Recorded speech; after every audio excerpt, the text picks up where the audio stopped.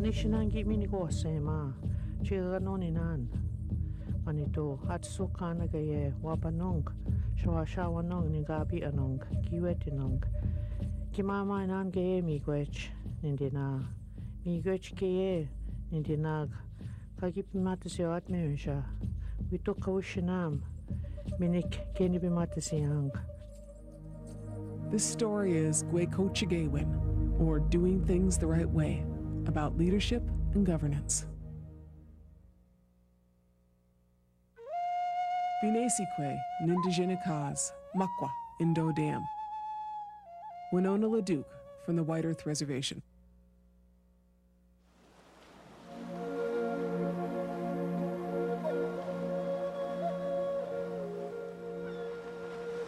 Madeline Island is the largest of the 12 Apostle Islands. It is situated in Lake Superior off northern Wisconsin.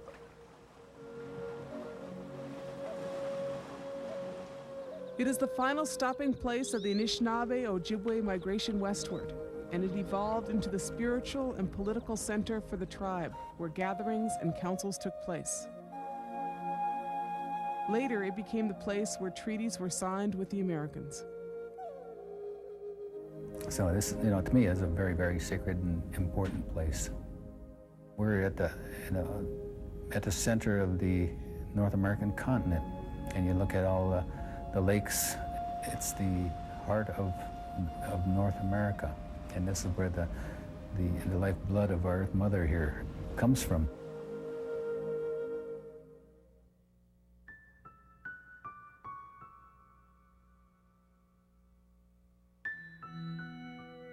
Misa Jagonigi Gwayakochigewin Madade Siwad.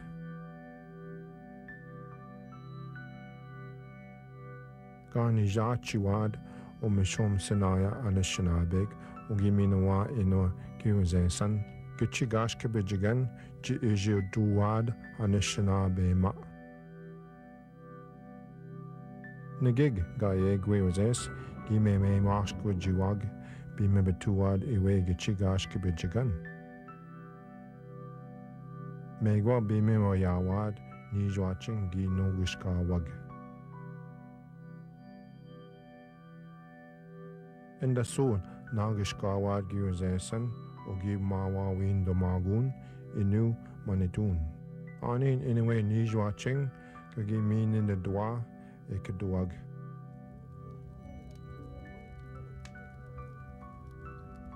Je Zagatuyan Gi Kendamawin, Meje Ane Niba Kwawin.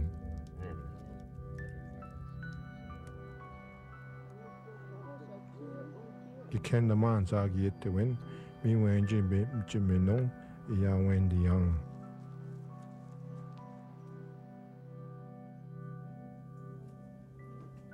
Manan Dan Gakinagego, Manituga Gi Ojitud. Zungidean ina Sametimang Janginiming.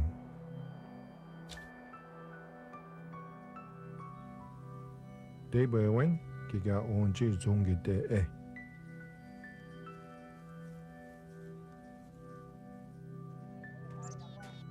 The Basan in the Zuin, Minawaji Manitu Wad Zian. Debewen Biminja Aman. Mi Je Anigi Kendaman Onowen. Mi Nigo Wiziwanan.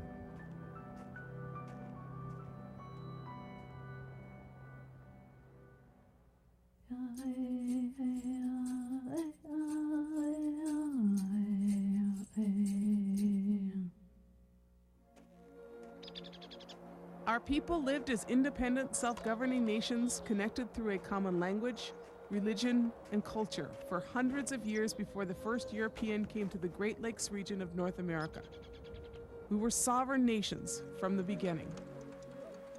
In its essence, sovereignty means the power of self-government, the power to govern one's people in a way that conforms with the needs and the desires of a given people.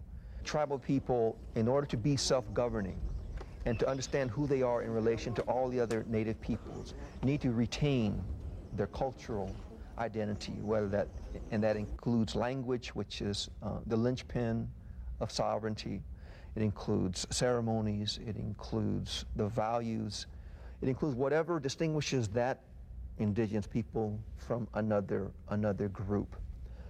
They're called the people that knows who they are and that knows their connection to the land that they emerge from, to the fish that they need to spear as part of their ceremonial life ways. That is a people, that is a nation, and they are someone who are unique in the world. It's self-governance, but it's self-governance that is rooted in or overarched by cultural integrity and dignity. The cultural identity of Ojibwe individuals was based on the clan of their father, which was inherited at birth and remained until death. The clans or dodems were viewed as a gift from the Creator that originated in the spirit world and are represented by the characteristics of their animal counterparts in the physical world. Clan members could not marry within their own clan and had specific roles to carry out in the community. My clan were considered the orators, the speakers, leaders, not necessarily chiefs, but a person who would stand before the group and let the people know what's on someone's mind. If you don't feel comfortable getting in front of a group and speaking about something, you would come and give my clan a gift, tell what's in your heart, and then a person from my clan would speak before the group and let the people know what is your concern. The Bear Clan was there to maintain order. If anyone gets out of hand, the Bear Clan's going to be there to maintain order. And if there's a Bear Clan man around, you never got out of line because you knew that they were there, and you just didn't mess with anything or anyone when there's a Bear Clan person around. Now, the Martin Clan is if we have a dispute and we can't settle it and there's no resolution to it, I'll go over to the Martin Clan and give them a gift. And once you know that I've given that gift to the Martin Clan, you better take heed, because if I give them to deal with it, those are our warriors. And they will settle that dispute right now. And those Martin Clan women, well, are generally what are referred to as the true peacemakers. They will settle the disputes. And they're not going to pick up a club and go hit you over the head. Their Martin Clan man might do that. But they'll go out and they'll resolve something really quick. That's our warrior clan. The Ogichida were those warriors that went out and protected the village. They were the men that showed in their actions the bravery and the fortitude and the ability to protect the people. They were the Ogichida.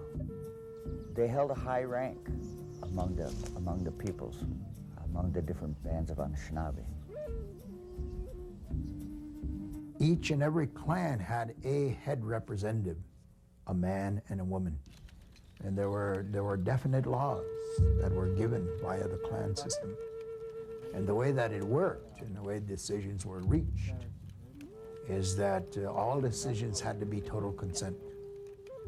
My knowledge of the past from the standpoint of how villages made decisions, how bands made decisions, is discussions amongst the members within the adult membership of issues that they was facing as a community.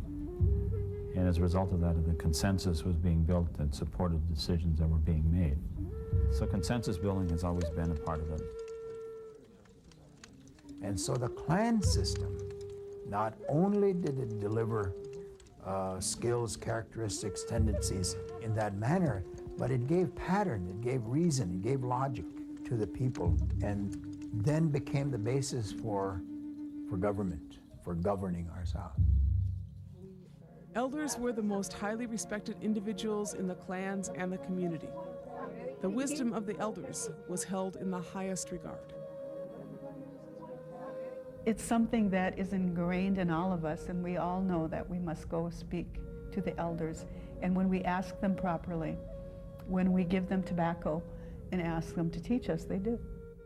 The most important aspect of decision-making for a leader was considering how each decision would impact 7 generations in the future. In all deliberations that are before you as a leader, you first have to set aside your own interests in that decision. Then you have to set aside the interests of your family. And then all of the other people who are in your community. And when you do that, he said, you create a space. And he says, in that space, it's like a path, he said, that you create. And if you look down that path, and if you look really hard, you'll see a little baby. That little baby is the future. And it's 7 generations in the future. As a leader, you must weigh the decision that's before you as to its impacts it will have on that little baby. If it's good for that little baby, then it's going to be good for everything else.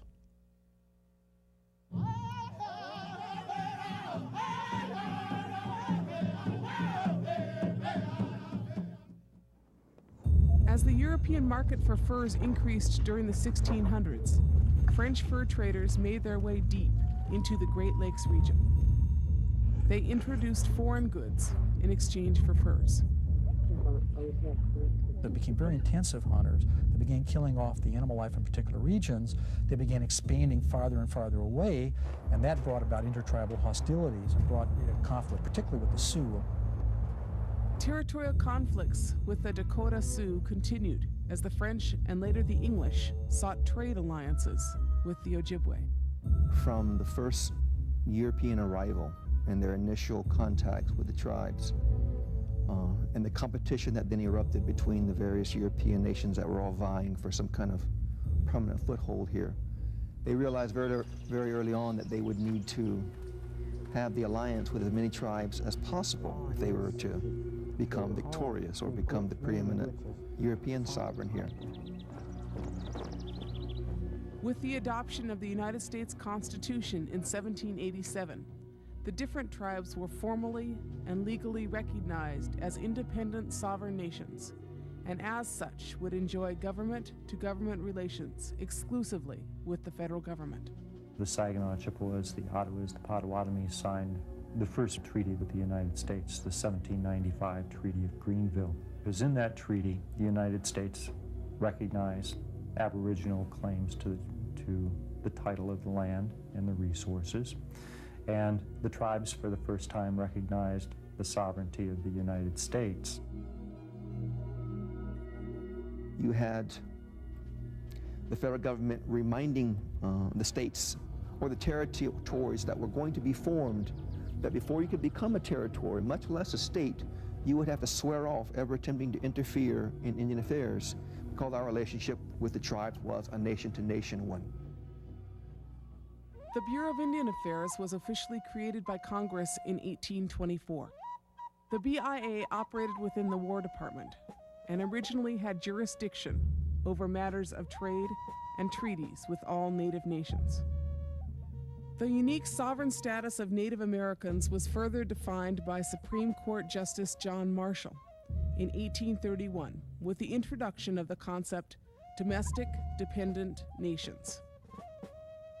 And so he crafted this new category, domestic dependent nationhood, for American Indian tribes, which placed us slightly lower on the hierarchy than the federal government, but slightly higher than the states. Up until about 1800, tribal people in North America still possessed the military might if they chose. They could have driven non-Indians off of the continent. But after that, after 1800, you see a significant change in military technology, cannons, rifles, all that stuff, and then tribes lost that ability to do that.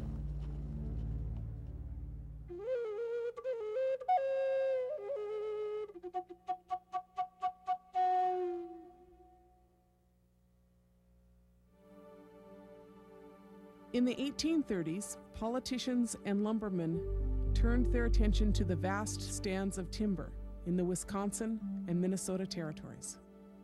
Anxious to begin logging the vast forests, the government sought to negotiate more land cession treaties with Ojibwe headmen.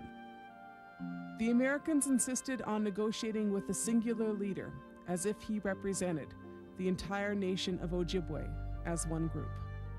This was done because the United States found it easier if it was dealing with one group. If it could get a handful of leaders to make decisions that would bind everyone, that would be just great from the United States point of view. It was an alien concept to the tribes because the way they came to decide or make decisions was by consensus. And although there may have been principal leaders, there was always a discussion about who was to be the representative, and that even in their capacity as representative, they did not have the authority to make a decision for the entire tribe. After the land cession treaties of 1837 and 1842, the Bureau of Indian Affairs passed from military control in the War Department to civilian control in the Interior Department. In 1849, the BIA was directed to implement the federal government's trust responsibility with the tribes. From the beginning, many of the BIA officials had close ties with powerful businessmen and politicians whose agendas contradicted the best interests of the tribes. In the mid-1800s, they discussed the removal of Ojibwe from Michigan and Wisconsin to land west of the Mississippi. Their goal was to escalate statehood for Minnesota by bringing the annuity payments and increased population there. The Ojibwe objected.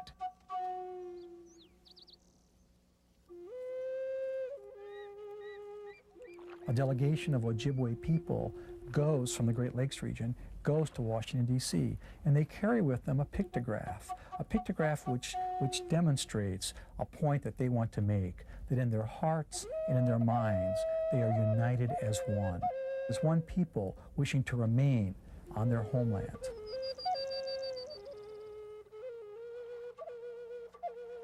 In 1851, President Zachary Taylor ordered the removal of all Ojibwe from Michigan and Wisconsin to land west of the Mississippi. The annuity payments and census were moved to Sandy Lake in Minnesota. Representatives of each of the Ojibwe bands traveled to Sandy Lake to wait for promised payments that came months later. While waiting, 170 died due to illness and the ensuing winter storms that trapped them.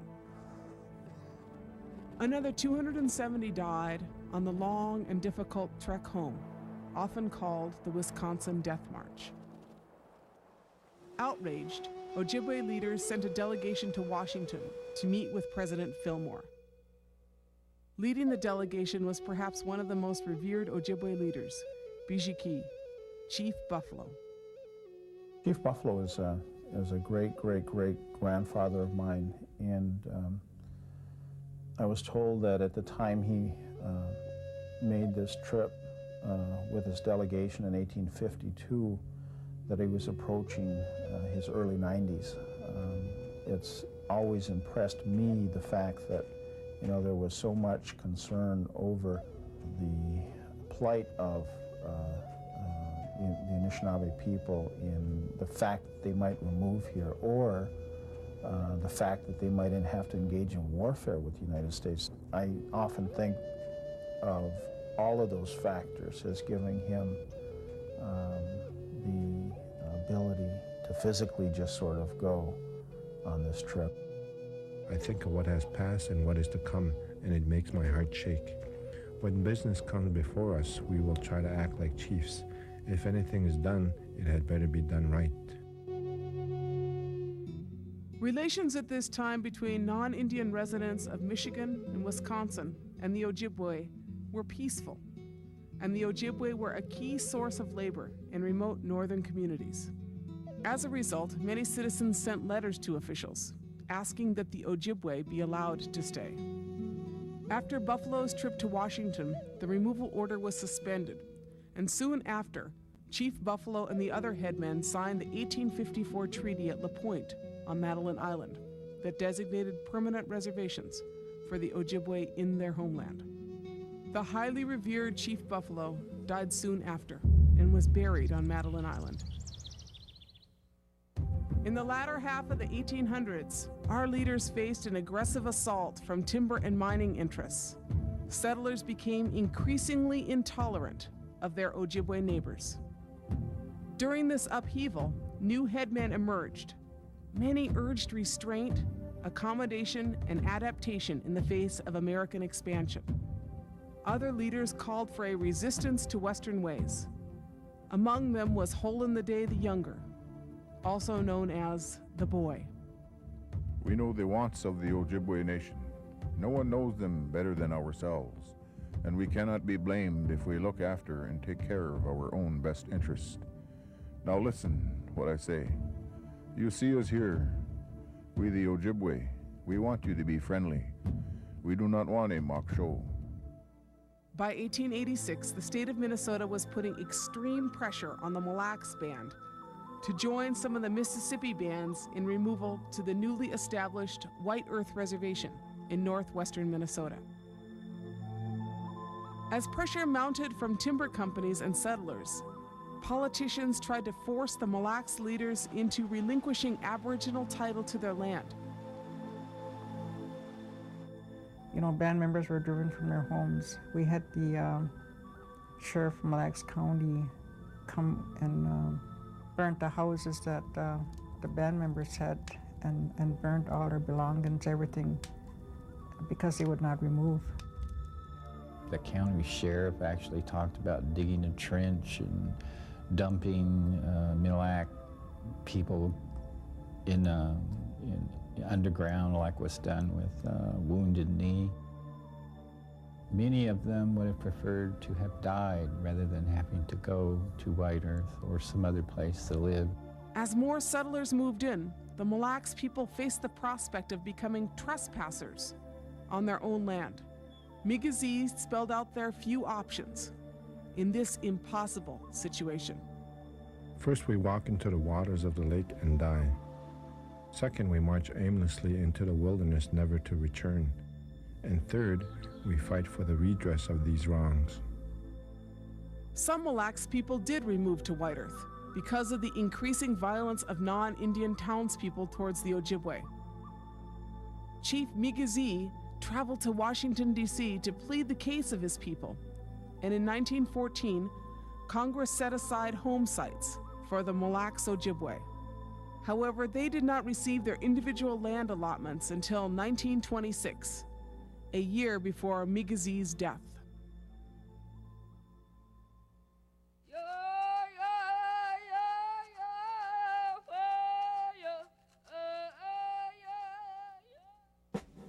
With the outbreak of World War I, many Ojibwe men volunteered to join U.S. forces overseas, though they were not officially citizens of the United States.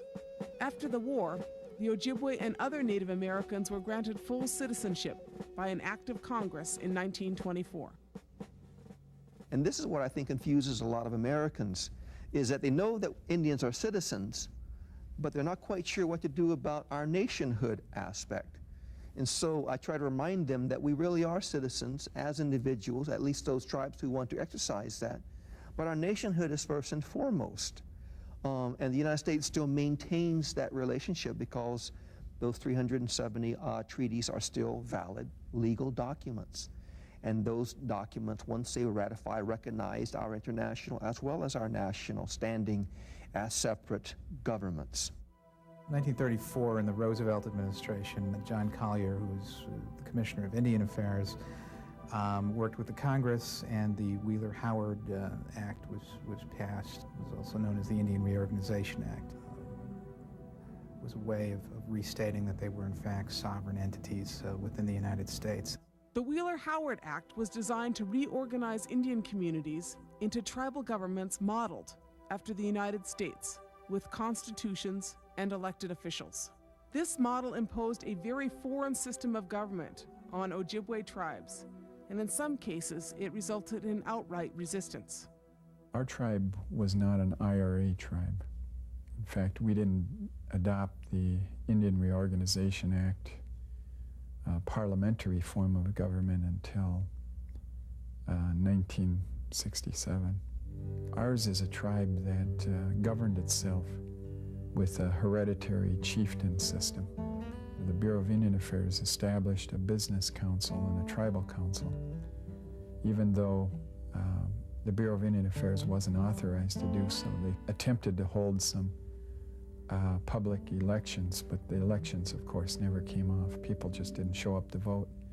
So the Bureau of Indian Affairs maintained a hand-picked council throughout the late 30s and 40s.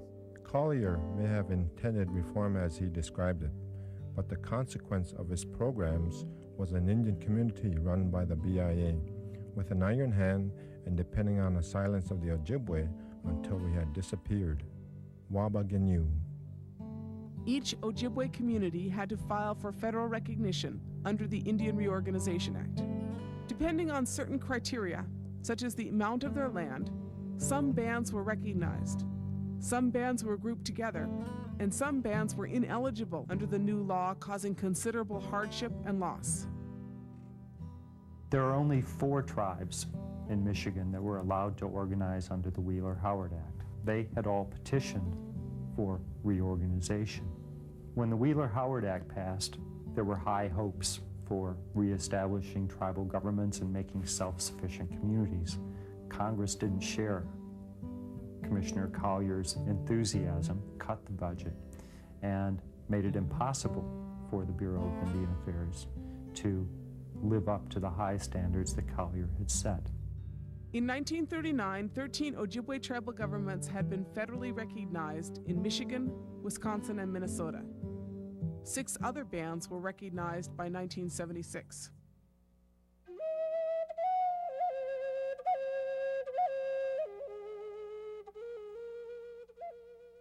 During World War II, Ojibwe soldiers were among the 25,000 Native American warriors fighting for the United States.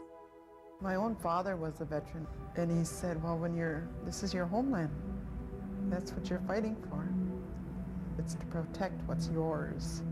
And so they all feel a deep commitment and responsibility. The number of men that enlisted, not only men but women. You know, there's a word that non-Indians use for patriotism, but I think it's kind of different for Native American people. It's, you know, it's really ownership. Once again, our warriors returned from the war to face new assimilation policies at home. In 1953, for whatever reason, the government decided that it wanted to terminate Indian tribes, so it passed 2 laws. One was House Resolution 108, which basically said we're going to start terminating some Indian tribes, which basically means we're going to give you a check and say you're not an Indian anymore. And the second one was Public Law 83-280, and that one essentially said that in 5 states, when it passed, criminal jurisdiction on the state is going to be taken over, on the Indian reservation is going to be taken over by the state. Although the Ojibwe were never terminated, tribal members were pressured to leave reservations and move to urban areas as part of the relocation program. Those who remained on the reservations were regularly arrested for exercising their reserved hunting, fishing, and gathering rights guaranteed in the treaties. I remember the story of Grandpa, and inevitably when he would show up at the house and we'd be around, and pretty soon he'd start looking for the shotgun, and Ma'd say, "What you doing, Dad?" And he'd say, "Well, I'm going to get some supper." And she, "You can't do that, they'll arrest you." You know, it's against the law. He said, they can't arrest me. We got treaty rights. My grandpa was there. He was there on Madeline Island when they signed that treaty. And he told me why they signed that treaty. Now, my grandpa wouldn't lie to me. If he says we got treaty rights, we got treaty rights. Off he'd go. Of course, he'd get arrested, throw him in jail. They'd steal our supper, and sometimes we needed that supper.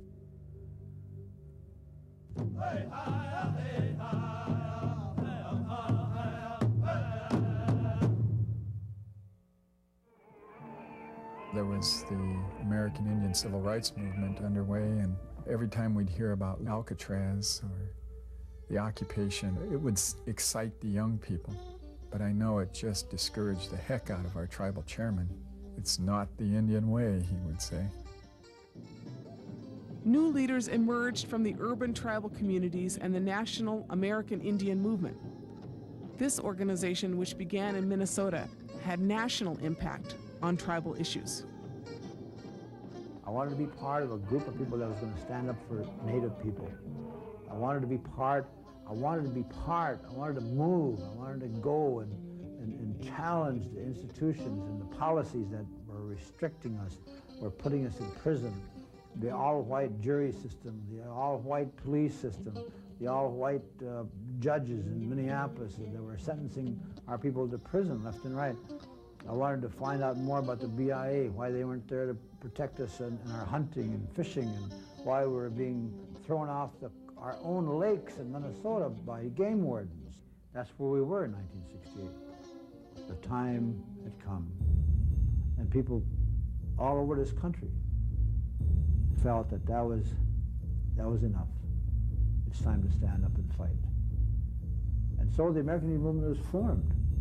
One of the first Ojibwe issues that AIM became involved with stemmed back to when the traditional Ojibwe village of Pequaywan in the Lakota Reservation was forcibly evacuated to accommodate flooding caused by the newly constructed Winter Dam. This dam permanently washed away the entire village, including the burial grounds. The occupation of the Winter Dam by tribal demonstrators and AIM members was one of many Indian protests during the 1970s, known as the Red Power Movement.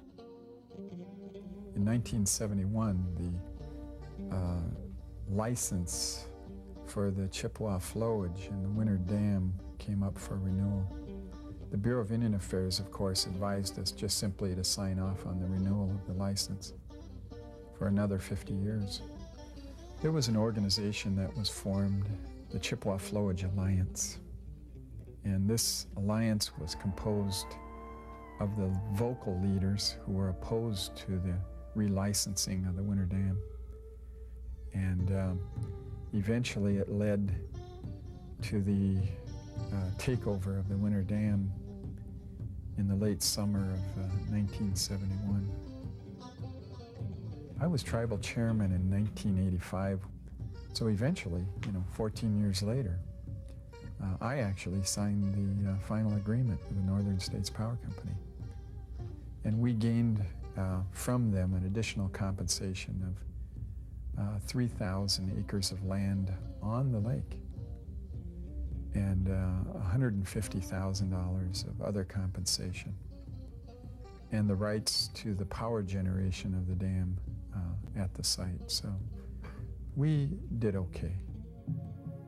Indian tribes became more aware of their own civil rights and the distinctivenesses of their communities and began recounting their history in a way that mobilized political action. Along with that growth came a sense of renewed sovereignty and nationhood.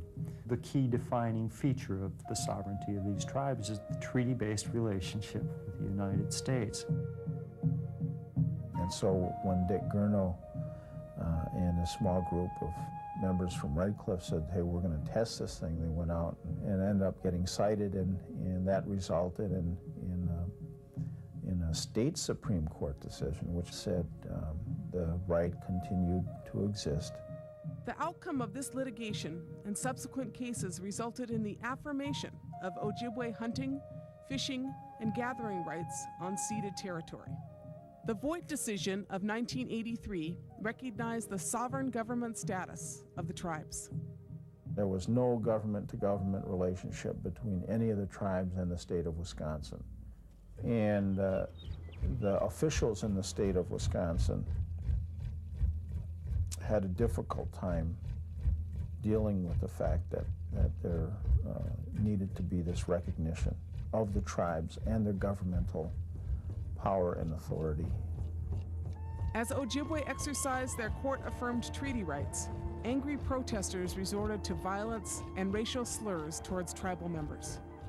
After numerous arrests, the state and the public finally accepted the validity of the treaties in contemporary times and the sovereign status of the Ojibwe.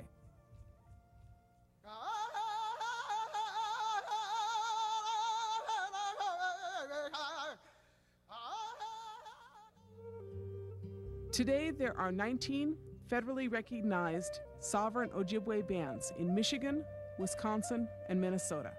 These bands were established based on the 1934 Wheeler-Howard Act model and operate autonomously with individual government-to-government relations with state and federal authorities.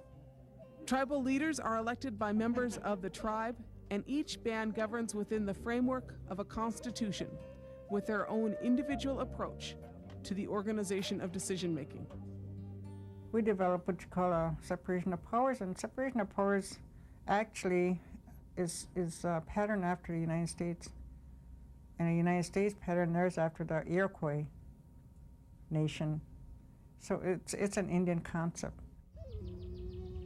They created the executive branch in which the tribal chairman through the Reservation Business Committee obtained the title of chief executive. They created the legislative branch, which is basically equivalent to your Senate, Congress, in which they have the authority or power to create laws of the band. And the judicial branch, of course, interprets that law, on behalf or for the benefit of our band members. They call us special interest groups, minority groups, whatever it is. But, we are a government. We do have laws, and we're not special interest. We're the first people on this continent that governed, self-governed our nations. Tribes want the right to be able to do things from an economic standpoint, a political standpoint, a cultural standpoint, that follow the needs and the desires of their people. And so any action by the federal government or the state to interfere or impinge on the right of a tribe to act as a sovereign is deemed as a real threat. Indians pay federal taxes, but if they live on a reservation, they work there, they don't pay state taxes. And one thing that's not discussed very much is how much money goes into a state from the payroll taxes of the casinos, and that's a pretty considerable amount. But there are some things we have in common with cities, such as holding our own elections, enforcing our own laws, and promoting our own economic growth. We have jurisdiction over our own area with our own police force. If you have enough information. We are a government. The tribes now administer self-determination contracts separately for law enforcement, social services, and natural resources. As a result of the Self-Governance Demonstration Project of 1988, Ojibwe tribal governments can now make compacts with the United States government to distribute funds in their own communities as they see fit.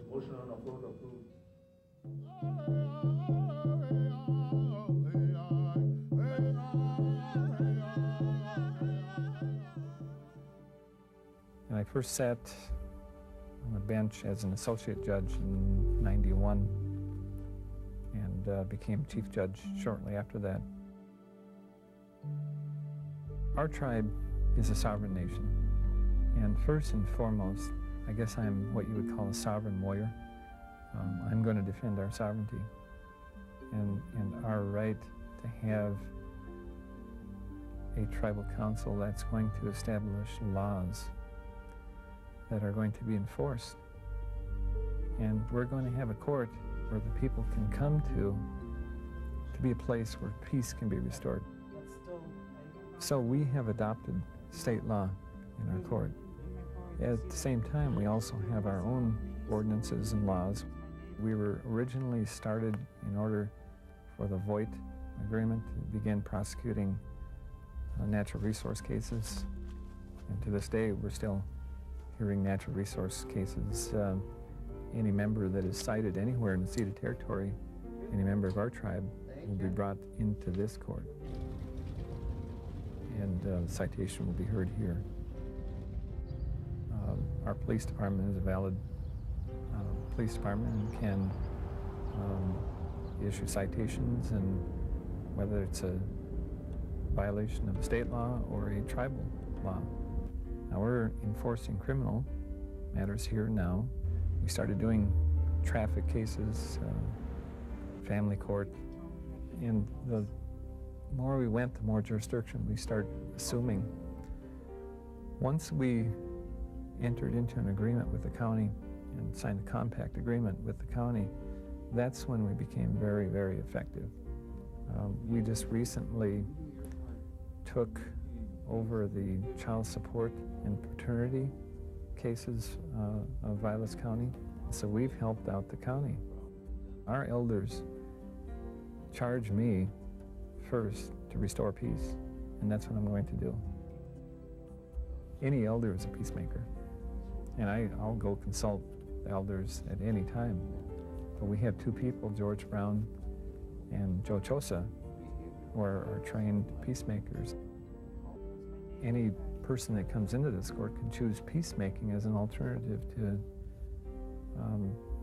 having a trial. A lot of people don't realize that.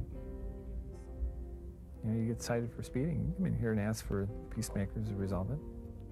And once you choose them, you know, stay with it. You can't come back and say, I think I'll, go with your way instead. It doesn't work that way. I have warrants issued for people who have not complied with conditions of the peacemakers. And so it's a valid option in our court. That's, I guess, how we differ from state court. So if you can give them something that is part of the culture and reestablish a sense of pride in being Ojibwe, they'll walk out of here, and maybe that process will have begun so that peace can be restored.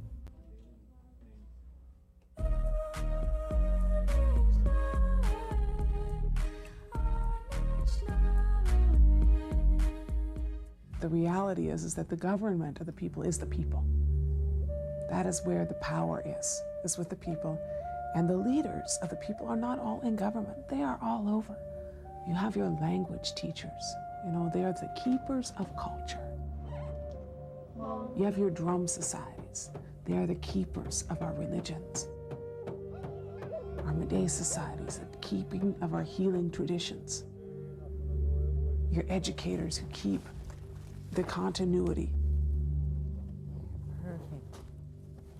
A rice chief is a person that goes out into the lakes and checks the rice beds to find if the rice is ripe enough to pick. They have a lot of influence on the decision making. We have at least 4 of them in our community. So they play a vital role as rice chiefs.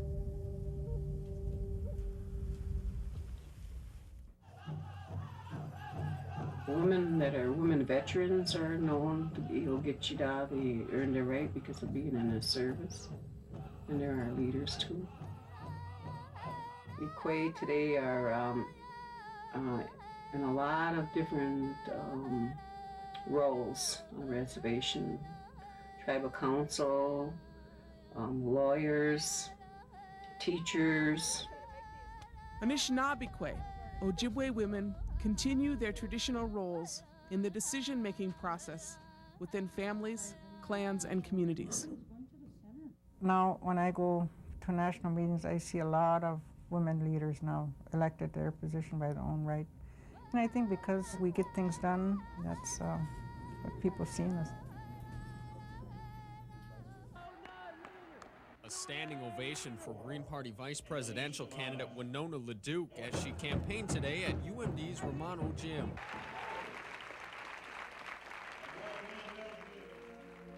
We're the mothers of our nations, and as such, all responsibilities of our nation or all issues of our nation are of concern to Indian women.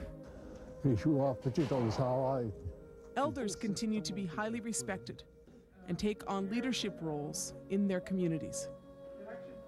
To take on a role of leadership today is probably one of the most difficult tasks that any individual could undertake. Some folks may view that being in a leadership position is, exciting, wonderful, but that's, there's so much pressure today with everything. There's no book. When you get elected to the tribal council, you open up a book and it says Tribal Council 101 or Tribal Chairman 105. There's nothing like that. Tribal councils today are dealing with all of the complexities that the city governments are dealing with, that state governments are dealing with. Not enough money, too many problems. It's a whole range of issues. So it's really tough to be an Indian today, and tougher to be an Indian leader because of that. Because, today we have to wear many hats when we sit. We have to listen to our people. We're supposed to be good listeners, and they expect us to be good stewards, good delegators, all of these things.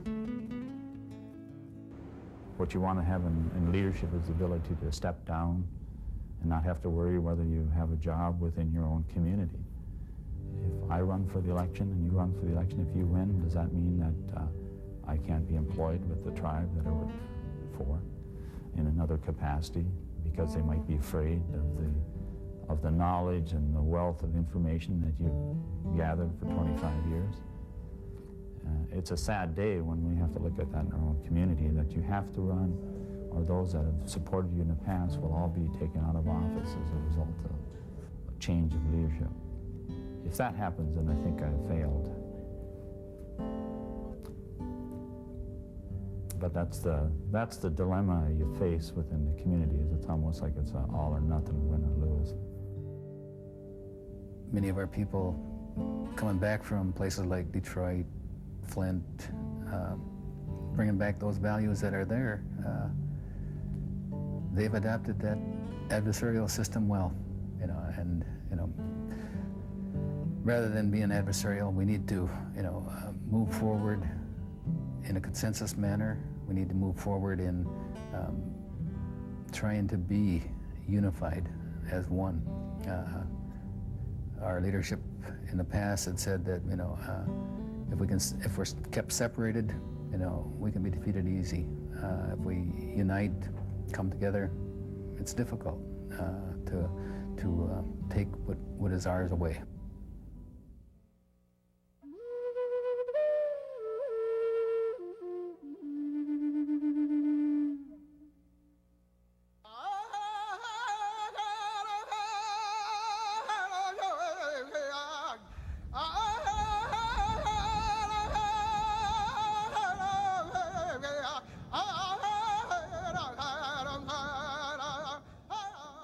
Ojibwe leaders from Michigan, Wisconsin, Minnesota, and Canada came together again at Madeline Island. They came to renew historic ties with their ancestors and this island. And they came to unify their support for the Mille Lacs Band, whose treaty case was coming before the Supreme Court at that time. Because that was where the Anishinaabe people really started their journey to the different reservations from back in the early 18th century. We call it feasting the treaties. One of the things that part of the culture is that you're supposed to give these feasts with traditional foods to honor whether it be ancestors, treaties. In this case, it was to feast the treaties. We started off with a sacred fire, kept that fire burning for 4 days. Our commissioners came to the island. Canadian people came down. They had people from each direction, from the 4 directions, come up and talk a little bit about that, about where they were from and what they represented and what was happening. During Wednesday of that week, we had a signing of the protocol, the Anishinaabe protocol, meaning Chippewa country, and recognizing that Chippewa country really extends beyond the borders, the international borders of the country of America and the country of Canada, and pledged our mutual support on resource matters and in cultural matters. They had a shaking tent ceremony to talk about, well, you know, what path should we take, what road should we go down, how should we do these things, and they got those answers in those ceremonies, and they followed that up with meetings between leaders, spiritual people, and lawyers. I think my fulfilledness of that, I think, was the fact that I was given that opportunity to be with those great leaders of today. And as I sat there, I tried to vision what it was, you know, at the time before the houses were there, or how that was to be and how it was to come about. And I still do that today as I sit in the seats of our yesteryear leaders and how I need to portray myself as a leader for tomorrow. How we have to be strong. We have to be all of that. We have to have that sorrow in ourselves. We have to have that laughter. We have to have that strength. Because if we don't do that, then we don't send that message for the tomorrows to come, for our young people to be that way too. And I think that's what the Madeline Island did to me. And I think it brought unity once again back to the Ojibwe nation.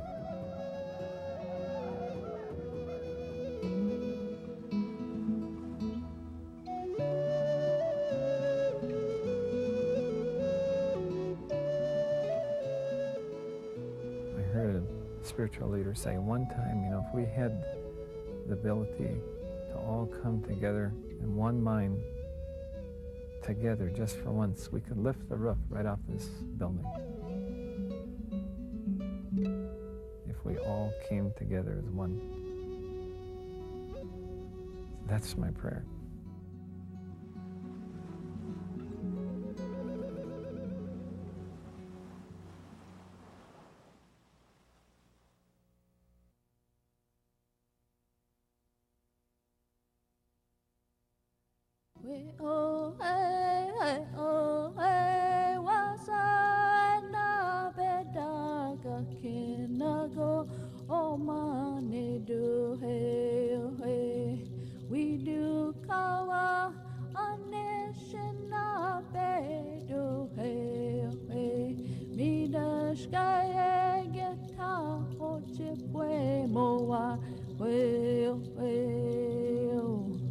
Waasa-Inaabidaa, we do kawa Anishinaabe, Midash Gwayakochigewin, Ojibwe moa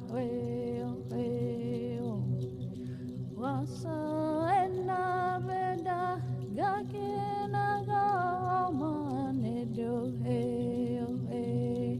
we do kawa Anishinaabe,